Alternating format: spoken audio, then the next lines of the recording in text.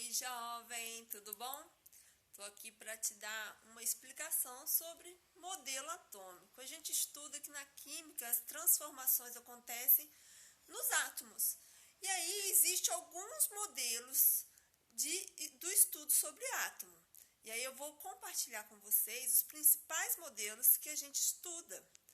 E um dos cientistas que fez o estudo sobre o modelo atômico foi o primeiro a fazer, na realidade, né? Foi Dalton. Dalton, ele acreditava que o átomo ele era feito com uma esfera maciça, assim como uma bola de bilhar, de jogar sinuca, que vocês devem conhecer. E aí, segundo Dalton, todas as substâncias eram formadas por pequenas partículas chamadas átomos. Foi Dalton, então, que deu esse nome de átomo. Os átomos de diferentes elementos têm as propriedades, mas todos os átomos do mesmo elemento são exatamente iguais. Ou seja, se a gente está falando de hidrogênio, todos os átomos de hidrogênio são iguais. Os átomos não se alteram quando formam componentes químicos. Se eu misturo o hidrogênio com o oxigênio continua sendo hidrogênio, ele não vira o oxigênio, ele vai somar o hidrogênio com o oxigênio e a gente vai ter a água, né? E os átomos são permanentes e indivisíveis, não podendo ser criados nem destruídos. Então, segundo Dalton, o átomo ele era uma esfera maciça, então ele não poderia ser destruído, né? E aí a gente vai agora passar para uma outra curiosidade.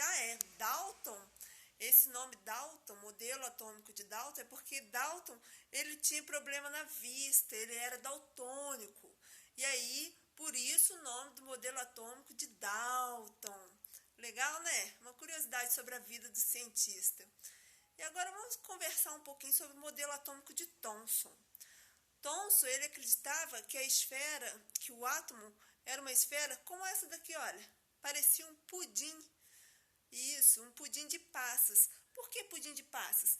Lá em outro país, lá na Inglaterra, a gente vê que é comum comer pudim de passas. Acho que aqui no Brasil nós poderíamos dizer que era um bolo igual formigueiro. Um bolo cheio de pequenas esferas. E aí, o Thomson foi o primeiro a realizar a divisibilidade do átomo. Ao pesquisar sobre raios catóticos, o físico inglês propôs esse modelo e ficou conhecido como modelo pudim de ameixa. Falei pudim de passas, perdão, pudim de ameixa. É tudo preto mesmo. Ameixa e a passas. Aqui em casa até tem ameixa. E aí, o Thomson ele demonstrou com os raios que podia ser interpretados como sendo um feixe de partículas carregadas de energia elétrica negativa. Por isso, como vocês veem aqui em cima, a gente vê um centro com partícula positiva e as demais partes com partículas negativas. Em 1887, Thomson sugeriu que os elétrons eram um constituinte universal da matéria.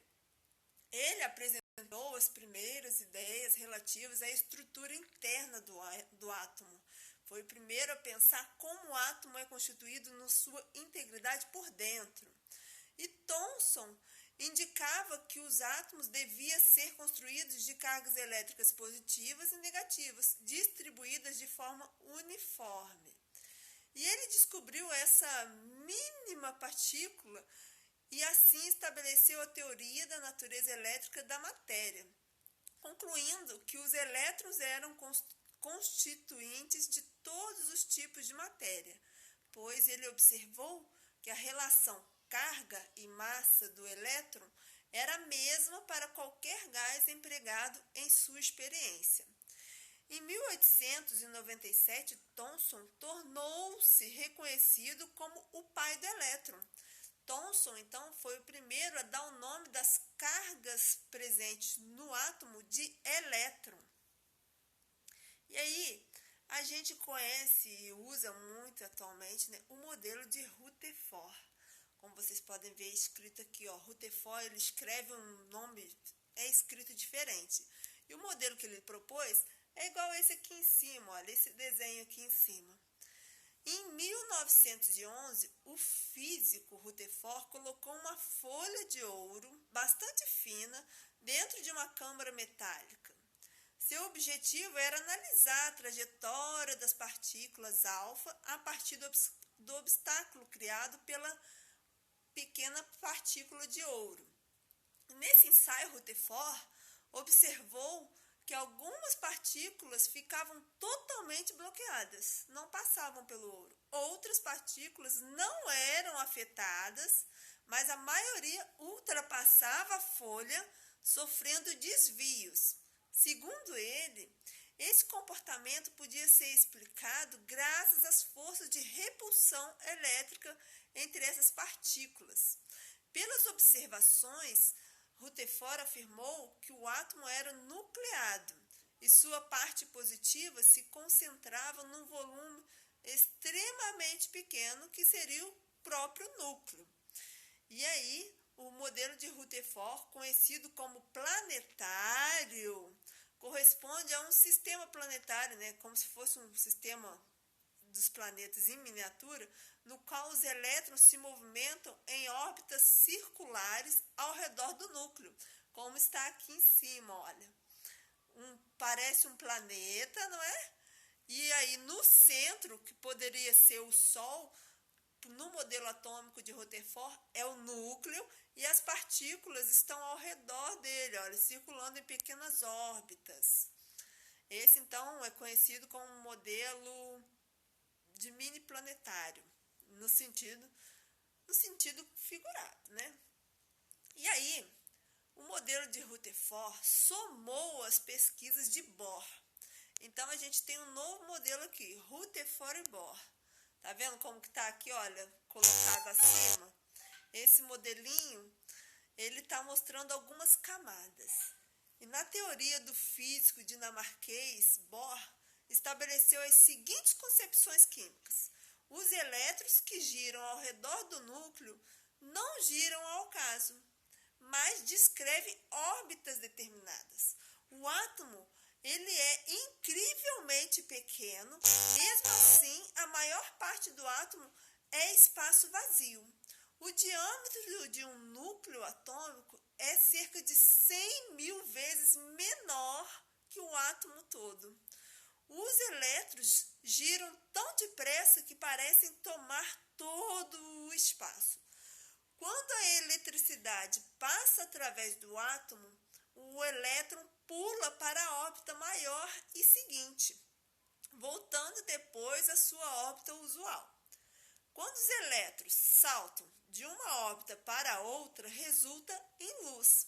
Bohr conseguiu prever, com os seus experimentos de onda, a partir da constituição do átomo e do salto dos elétrons de uma órbita para outra.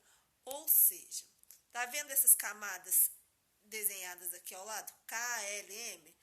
Os átomos, eles vão pulando de uma camada para outra. É isso que o modelo Rutherford-Bohr quer explicar.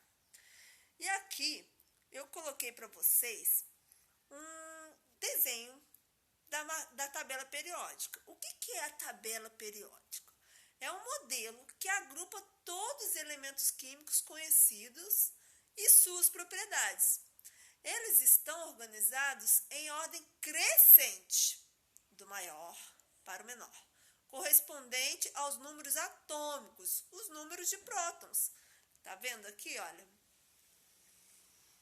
Olha lá, o hidrogênio, 1, lítio, 2. E assim, onde que está o 3? A tabela, ela é linha contínua. O 3, ó, tá aqui do lado. 3. Opa. Viu? Eles vão andando aqui, ó. É só para você se apropriar um pouco mais, já começar a entender sobre a tabela periódica. Aliás, a gente vai usar essa tabela periódica diariamente. Mas eu tenho que gravar os elementos da tabela periódica? Calma, jovem. Aqui a gente não tem que gravar. A gente tem que compreender como ele é escrito, compreender a formação da tabela periódica, e aí a gente consegue Entendendo, a gente consegue realizar tanto as questões do Enem quanto da sala de aula. Por hoje, a minha contribuição é só essa, viu?